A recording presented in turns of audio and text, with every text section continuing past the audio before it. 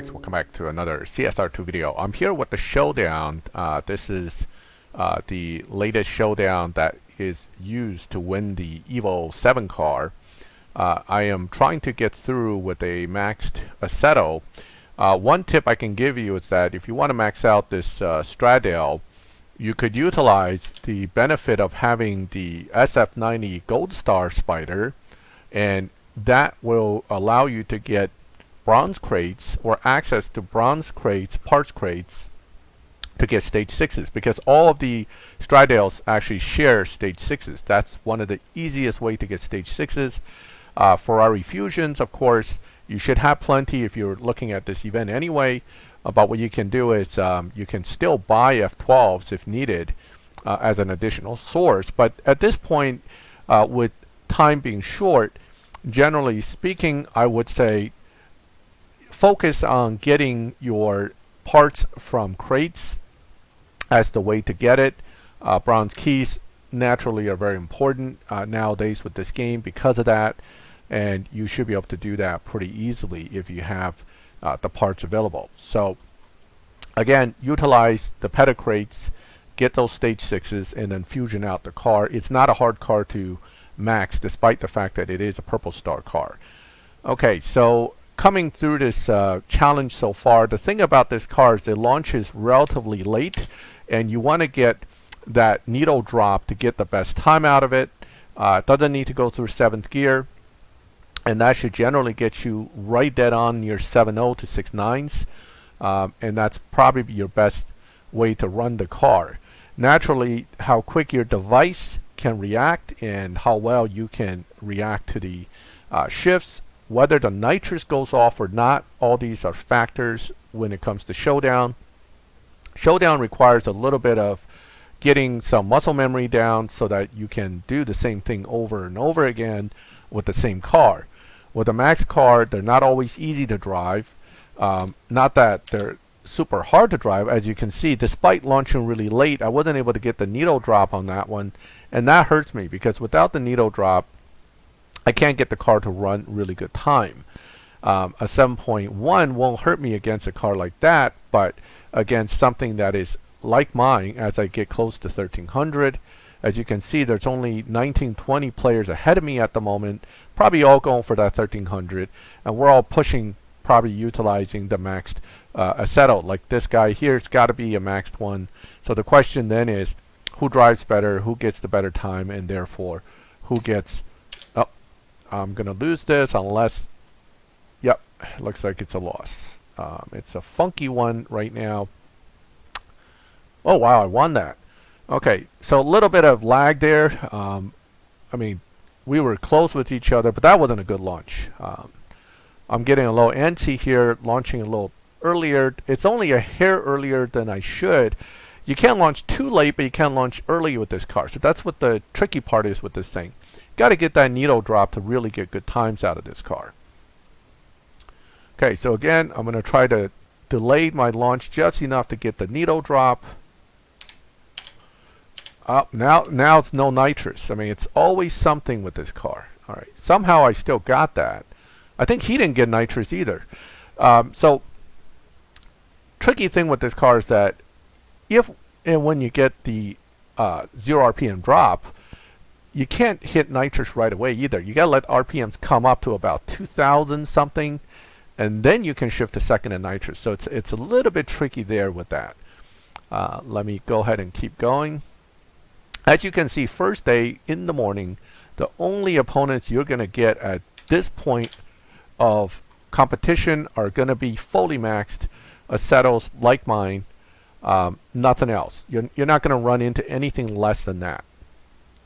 Now, as the days go by, as more of us move past it, then we should be able to see more and more of the slower cars. The next batch to make it up probably will be those fully elite Pista Spiders, and then eventually the 8-second cars like the Green Hell, the 911R, and those will eventually make it.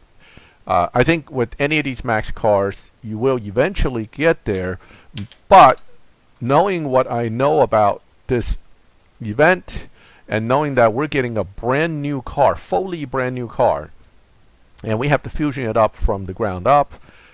The earlier you can get access to everything, the better off you're going to be. So I am at 1200 now, 1237. Now don't forget, as quick as I'm going through this, there's going to be lag between my trophy count and what the computers actually consider my trophy count. So even if I get to 1300, it doesn't mean automatically it's going to count it at 1300. It still may give me a hard time, so we'll have to see about that. Oh, that's going to hurt me. Looks like a loss. Again, no RPM drop kills the run. And this car, again, I haven't quite gotten the RPM drop down pat. And it's really obnoxious in that sense. But one alternative launch technique would be to actually do a release launch, but I don't like to release the needle. I rather just time the button punch better to do it that way. So it is a little bit on the late. Nope, didn't get it. Now, I may still get this one. I think my opponent also didn't get it, and that gives me a chance. So this car is not easy to get perfect, unfortunately. It's kind of a little bit of an obnoxious car in that sense. So you're going to lose more because you can't get the launch right, more so than the car itself not running the time. I mean, if you get the launch, it will run the time. It's a pretty straightforward car in that sense. Okay, one more time. Again, got to get that needle drop right on it. Got it. Okay, so this should be a 7.0 to 6.9 run, depending on how well I shifted. As long as you get that needle drop, bang, you're going to get that run. That's basically it with this car. Okay, so 8.98. Right, so I am technically one win away, but we all know how that goes. Usually when it's one win away, it's when you get the guy that'll run better than you, or you get the jitters and you don't get the launch. I mean, they're just things that happens when you're this close. All right, come on, baby. Stay with me here. Stay with me. Stay with. Yes. Yes, got that win. All right. Not my best run, but as I can see from just I hit the nitrous a little late on that. Not my best run, but still enough to get through. And it tells me that milestone is complete. I'm going to hit deliver. I don't even want to risk having the computer change its mind. Okay, so it says 1321. I'm going to give it a second to let that settle in. Because once you've lost one between the wins, yep, it's showing it here as well, so that's boding well for me. Let me go back to the garage to try to collect it. But if you show up here and on your upper left corner, there's no number showing, something's waiting for you, well, guess what? Like that, see? No car. Claim all. Wait, maxed? Interesting, this is new. Wait a minute. There's my car. Whew. So they have now put a cap on crew tokens.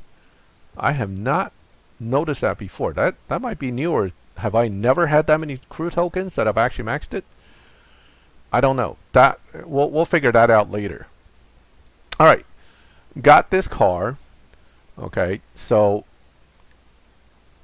that's a brand new car, brand new everything. So immediately let's go into the crates, because I want to see if I pull a crate whether the next one's going to be paid. My gut feeling is it probably will be.